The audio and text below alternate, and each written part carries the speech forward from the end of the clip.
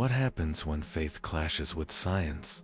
When the line between mental illness and possession blurs? Today, we delve into the chilling story of Anneliese Michel, a young woman whose tragic life and death ignited a fierce debate that still resonates today. Was she a victim of demonic possession, or was she simply suffering from a severe mental health crisis? Let's find out. Anneliese Michel was born on September 21, 1952, in a small town in Bavaria, Germany. She was the second of 3 daughters in a devout Catholic family. From a young age, Anneliese was known for her intelligence and compassion. She excelled in school and was deeply involved in her church community. However, beneath this seemingly perfect exterior, Anneliese struggled with her faith and her mental health. In 1968, at the age of 16, Anneliese began experiencing severe psychological issues. It started with episodes of depression and anxiety, which soon escalated into terrifying hallucinations. She reported seeing demonic faces and hearing voices that tormented her. Her family, deeply rooted in their Catholic beliefs, interpreted these experiences as signs of demonic spirits.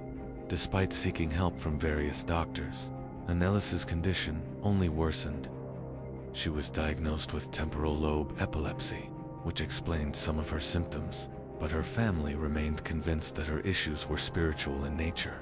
They turned to their faith for answers, believing that Anneliese was possessed by evil spirits.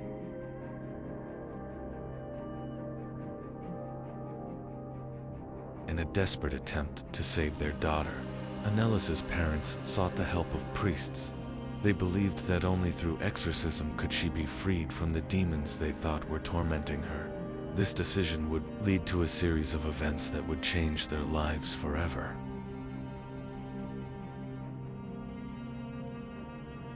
In 1975, after years of suffering, Anneliese underwent her first exorcism. The priests, Father Arnold Renz and Father Ernst Alt, believed that her symptoms were indeed a result of demonic possession.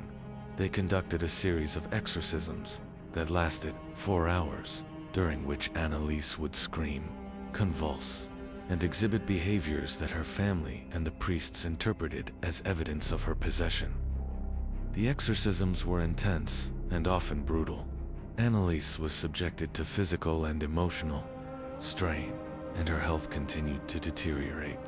She became increasingly isolated from her friends and family, as her parents and the priests focused solely on her spiritual battle. But what was happening to Anneliese during these exorcisms? Was she truly possessed, or was she suffering from a severe mental health crisis that was being ignored? On July 1, 1976, Anneliese Michel passed away at the age of 23.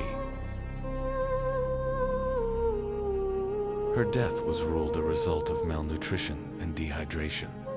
She had stopped eating and drinking during the final weeks of her life. Anneliese weighed just 68 pounds at the time of her death. The tragedy of her situation was compounded by the fact that her family and the priests had chosen to prioritize spiritual intervention over medical treatment. The aftermath of Anneliese's death sent shockwaves through Germany and beyond. Her parents and the 2 priests were charged with negligent homicide. The trial that followed was highly publicized and sparked a national debate about the intersection of faith, mental health, and the legal system. During the trial, the defense argued that Anneliese was suffering from a mental illness that was not properly diagnosed or treated. They claimed that the priests were acting out of genuine belief and concern for her well-being. However, the prosecution argued that the priests had a responsibility to seek medical help for Anneliese. Instead of relying solely on exorcism, the court ultimately found the priests guilty of negligent homicide, but they received only suspended sentences. Anneliese's parents were also found guilty, but received lighter sentences. This verdict raised questions about the responsibilities of religious figures in cases of mental health crises. and the potential dangers of ignoring medical advice in favor of spiritual beliefs. Anneliese Michel's story has left a lasting impact on society. It has been the subject of numerous documentaries, books, and films, including the controversial movie, The Exorcism of Emily Rose, which dramatizes her life and the events surrounding her death. Her case continues to be referenced in discussions about mental health, the role of religion in treatment, and the ethical responsibilities of caregivers. Anneliese's tragic story serves as a cautionary tale about the dangers of neglecting medical care in favor of spiritual beliefs. Today, mental health awareness has grown significantly, and many advocates emphasize the importance of seeking professional help for psychological issues. Anneliese's story reminds us that mental health struggles are real and should be treated with compassion and understanding rather than fear or stigma.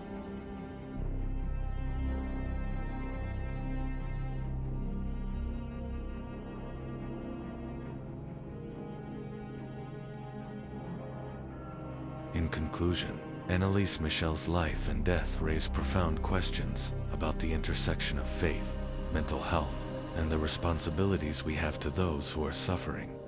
While her story is a tragic one, it has sparked important conversations that continue to resonate today.